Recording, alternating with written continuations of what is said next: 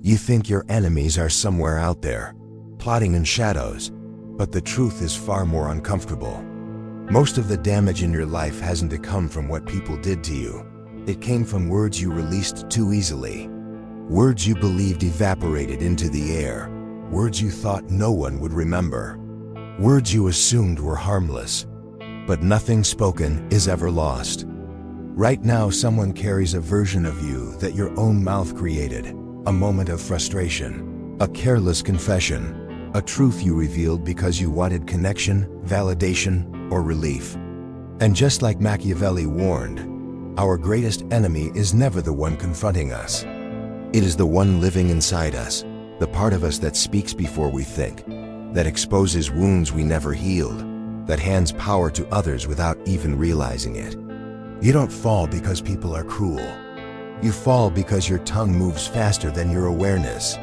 Because the unconscious, your shadow as Carl Jung called it, always finds a way to speak, especially through the cracks you try hardest to hide. Every empire crumbles from the inside first, and every individual does too. Today, we're going to walk into the 10 situations where your own mouth becomes your traitor, where emotion, ego, insecurity, or desire hijack you, where silence would have protected you, but speech destroyed you. If you're ready to reclaim control of your voice and your destiny, stay with me until the end. And before we dive deeper, remember to like, subscribe, and hit the notification bell so you never miss another video that could shift your life in ways you never saw coming. There was a time in my life when I truly believed my words were harmless. I thought speaking honestly meant being authentic, that sharing openly meant being strong, that expressing everything I felt was a sign of confidence. I didn't realize I was slowly dismantling my own life with my own voice. I remember one night years ago, sitting with someone I trusted. The conversation felt warm, safe, and somewhere between exhaustion and the need to be understood, I said things I didn't fully mean, small confessions, frustrations, pieces of insecurity that I had never spoken aloud before. I didn't know those words were seeds. Not seeds of connection, but seeds of future consequences. Weeks later, those same words returned to me, twisted, magnified, weaponized. They were no longer just thoughts I had admitted in a vulnerable moment. They had become evidence, proof of weakness. Something used to define me rather than understand me. And I realized something that shook me deeply. It wasn't them who betrayed me. It was my own mouth. Maybe you felt this too. Maybe you've watched opportunities slip away because you said a little too much in a meeting. Maybe someone you loved used your honest moments as leverage in an argument. Maybe you've seen respect fade from someone's eyes after you revealed a fear you weren't ready to face. Or maybe, the most painful of all, you've judged yourself for saying things you can never take back. There's a quiet heartbreak in realizing you were the one who opened the door for your own downfall. And the worst part? Most of the time, it doesn't happen in dramatic moments. It happens in the small, ordinary ones. When you vent after a long day. When you overshare during a moment of excitement. When you confess under stress. When you try to comfort someone by revealing more than you should. When you're angry, tired, lonely, or craving validation.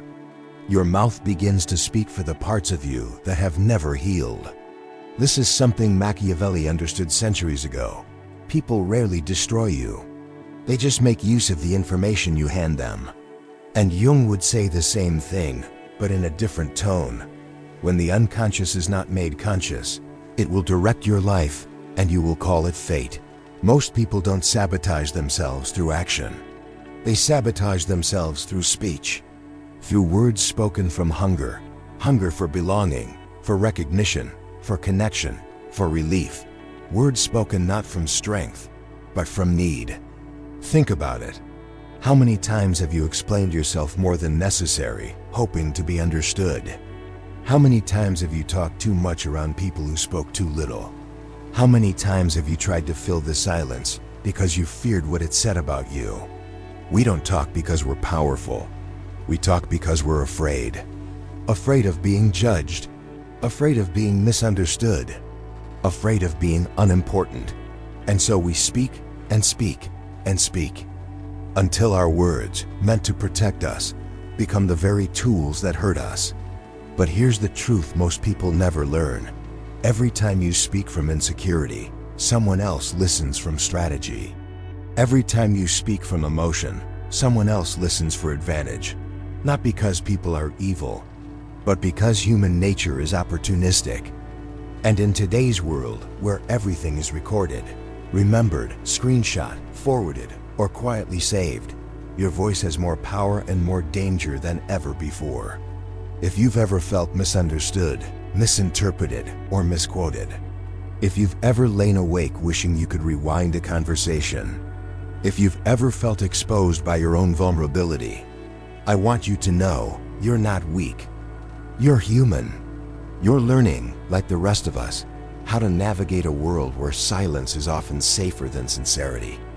But from this moment on, you won't navigate blindly.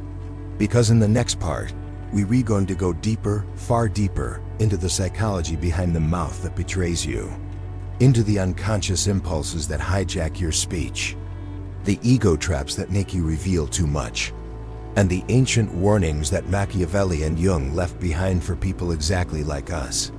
Before we move on to the next part, share your story in the comments. I'll read it, and I'll respond. There is a reason why your own mouth betrays you long before any enemy does. Your words are not just sounds. They are psychological leaks, expressions of forces inside you that you don't fully understand. And unless you master these forces, they will continue to escape through your voice, giving others access to parts of you that even you haven't explored. Carl Jung warned that the psyche is not a democracy. It is a battlefield between the conscious personality you show to the world and the unconscious impulses you hide or ignore. When these two collide, the collision reveals itself through speech. Jung called this the shadow, the dark and unrefined version of yourself. Not evil, just unedited. Your shadow speaks when your guard drops, when you're angry, when you're stressed, when you're lonely, when you're drinking, when you're desperate for connection. In those moments, your mouth stops being a tool of communication and becomes a doorway, one that opens directly into the parts of your mind you haven't mastered. Machiavelli understood this long before modern psychology existed. He observed that power is rarely taken by force. It is taken through information. Not information gathered through interrogation or violence, but through voluntary confession. People reveal more than they realize, and the ambitious simply listen. He would say, most people defeat themselves before their enemies ever lift a finger. And how do they defeat themselves? By talking. But let's break down the 10 situations where your mouth becomes the perfect weapon against you, not as a list, but as a psychological map. 1. Anger reveals the truth you tried to bury. When you're angry, the conscious mind weakens and the shadow takes control. Your mouth becomes an outlet for everything you couldn't say calmly. People don't learn what hurts you in those moments. They learn who controls you. 2. Ego demands applause.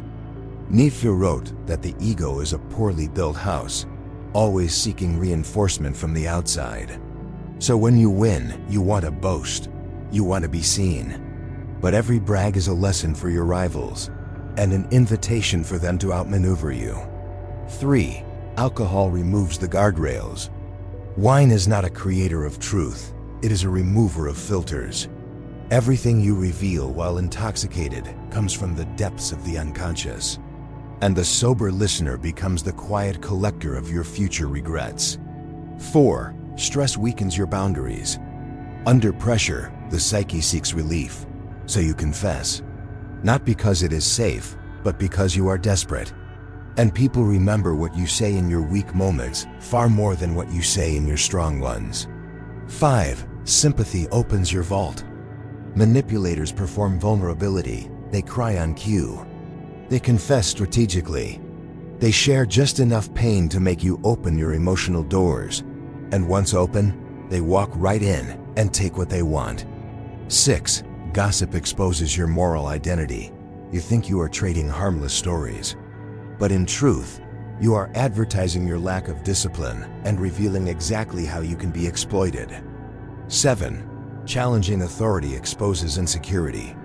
Your need to defend yourself against power reveals your lack of power. Silence, not argument, is the real test of competence. 8. Revenge reveals your character, not theirs. The moment you weaponize secrets, you announce to the world that you cannot be trusted with any. 9. Overcompensating exposes inadequacy. When you prove too hard, you reveal too much. Real strength doesn't need explanation. 10. Promises reveal immaturity. You promise because you fear disappointing others. But every promise you break becomes evidence that you cannot be relied upon. These aren't just behaviors. They are psychological triggers, traps hidden inside your own psyche. And every time one is activated, you hand someone a piece of power over your life. You don't lose because people betray you. You lose because your unconscious speaks louder than your awareness. But here's the beautiful truth. Once you understand these mechanisms, you stop being a victim of your voice, and you become the master of it. Before we continue, share your thoughts or a personal insight in the comments. I will read them, and I will respond. It's easy to believe these principles live only in books, theories, or ancient political strategy. But the truth is far more immediate. These traps unfold around us every single day. In workplaces, in relationships, in friendships. In the quiet moments where one careless sentence becomes the pivot that changes everything. Let me show you how these traps look in the real world, not in abstract terms, but in moments you've probably witnessed, maybe even lived. Example 1. The coworker who talked himself out of a promotion.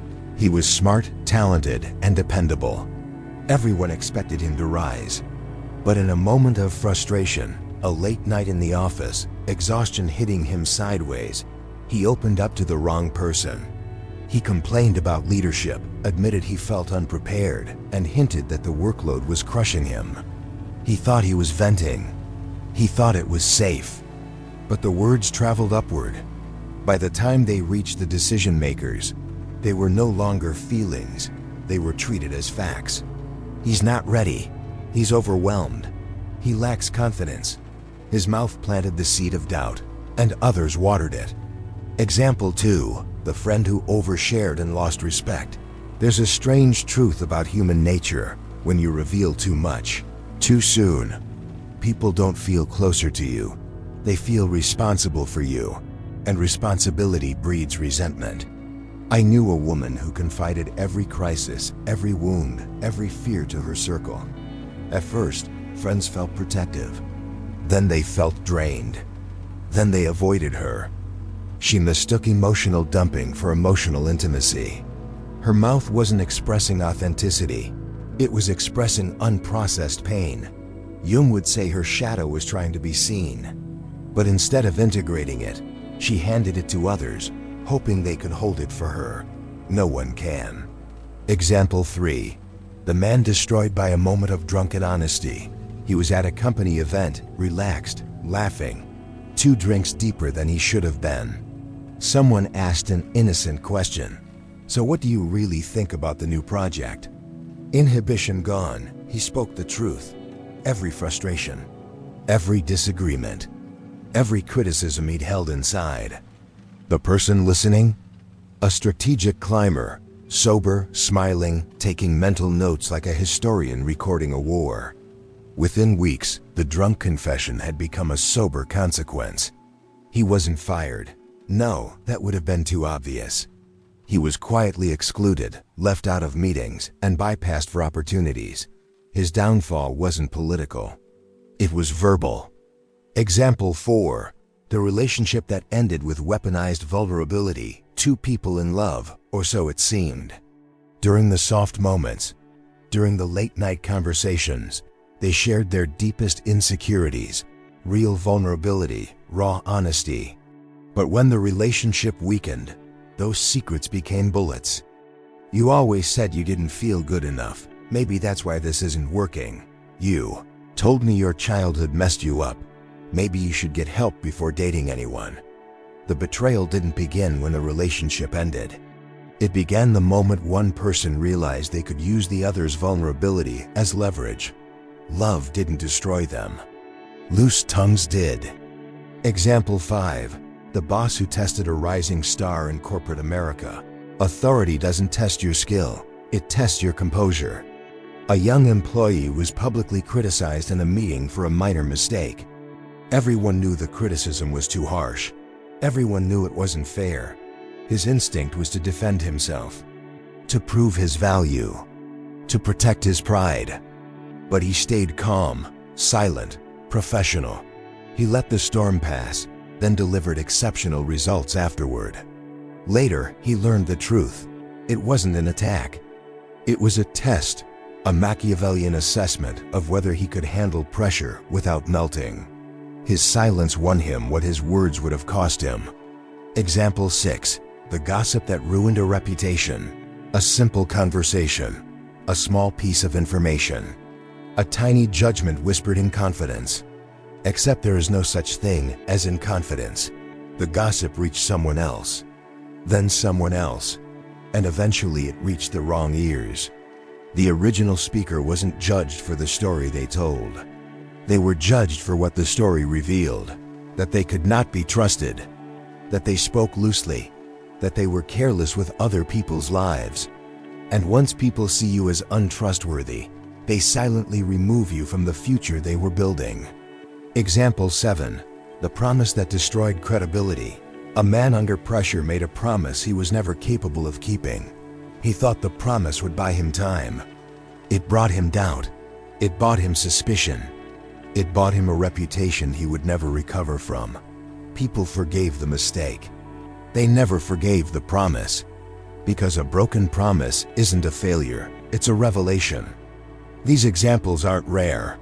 They're happening right now, all around you, silently shaping careers, relationships, opportunities, and reputations. Your downfall doesn't come from enemies.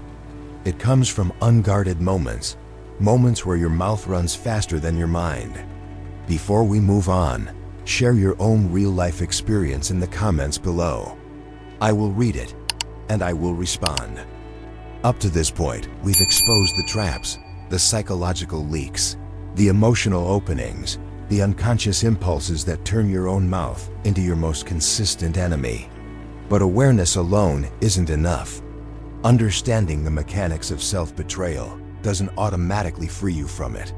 Real transformation requires mastery, not of language, but of self. Because the truth is simple and uncomfortable, your words will never be stronger than the state of mind that produces them. So if you want to control your speech, you must first control the forces within you that shape it. Let's go deeper into the solutions that Jung, Machiavelli, and Nietzsche would each give in their own way. 1. Master your anger before it speaks for you. Anger is not the enemy. Unprocessed anger is. Jung taught that anger is a messenger of the shadow, an unhealed wound announcing itself. You cannot silence it by exploding or suppressing it. You can only transform it by understanding it. Before you speak in anger, pause, breathe, reclaim your authority over your nervous system. Because every outburst becomes a permanent chapter in someone's memory and a permanent stain on your reputation. 2. Resist the urge to seek applause. Nietzsche believed that the need for validation is the clearest sign of an undeveloped self. When you speak about your victories, you feed your ego, but you also feed your enemies. Instead, do what powerful people have always done. Let your results speak. Let your silence build mystique. Let others guess how you succeeded. Mystery protects you. Explanation exposes you. 3. Drink consciously or not at all. Alcohol lowers inhibitions, but more importantly, it dissolves the boundary between your conscious and unconscious mind. What you say while intoxicated is not just drunk talk. It is truth leaking from the parts of you that aren't yet integrated. If you value your future, protect your present.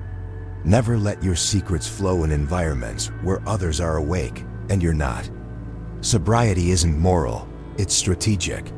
4. Manage stress privately, not verbally. When you confess under pressure, you're not looking for help, you're looking for escape. But every confession made in desperation becomes a liability later. Learn to separate support from self-exposure. Talk to a therapist, journal, reflect, but don't hand your rawest fears to people who haven't earned the right to hold them. 5. Recognize the difference between real vulnerability and performed vulnerability. The world is full of people who pretend to be broken just to make you open your vault. Real vulnerability is messy, unpolished, imperfect. Manipulated vulnerability is clean, rehearsed, perfectly timed. If someone's story feels too smooth, it's a strategy, not a confession. Help without exposing yourself. Give without opening your ribs. Compassion should never cost you your peace. 6. Become a collector, not a distributor. Machiavelli would tell you, the one who gathers information without offering any becomes the quiet center of power in every room. Listen deeply. Ask carefully. Share minimally. Make others comfortable opening up without ever giving them ammunition in return. The less you give, the more you control. 7. Respond to authority with strategic calm. Arguing with power is emotional suicide. Silence is not submission, it is positioning. Take the hit, absorb the criticism, then prove your worth through performance, not protest. Authority respects results, not explanations. 8. Turn revenge into self-discipline, not exposure. When someone hurts you, you carry their secrets. The temptation to fire back with words is strong, but destructive. Silence is the ultimate revenge, not because it hides your pain, but because it protects your reputation. The one who stays quiet holds the leverage. 9. Replace performance with competence. When you feel the urge to prove yourself, that urge is the proof you lack internal grounding. Competence is silent. Consistency is silent. Excellence is silent. Instead of performing confidence, build something undeniable. 10. Stop promising. Start delivering. A promise is a temporary solution that creates a permanent problem. Underpromise, overdeliver. Let people be surprised by your actions, not disappointed by your words. A reputation built on delivery is a reputation no one can touch. These 10 strategies do more than protect your words. They transform your identity. They shift you from reactive to intentional, from vulnerable to composed, from scattered to sovereign. And here's the emotional heartbeat of all of this. You are not trying to silence your voice. You are trying to elevate it. You are learning to speak only when your words build you, not break you. To reveal only what strengthens you, not weakens you. To communicate from consciousness, not chaos. Because the person who controls their mouth controls their relationships, their reputation, their opportunities, and ultimately their destiny. Before we continue, share your thoughts in the comments, especially what lesson in this part hit you the hardest. I will read it, and I will respond. We've reached the end of this journey, but if you've been listening closely, you know this isn't really an ending. It's a mirror. And for many of you, it may be the first time you've seen yourself with this level of honesty. Because the real message behind Machiavelli's warning isn't about manipulation or strategy, or winning against enemies. It's about winning against yourself.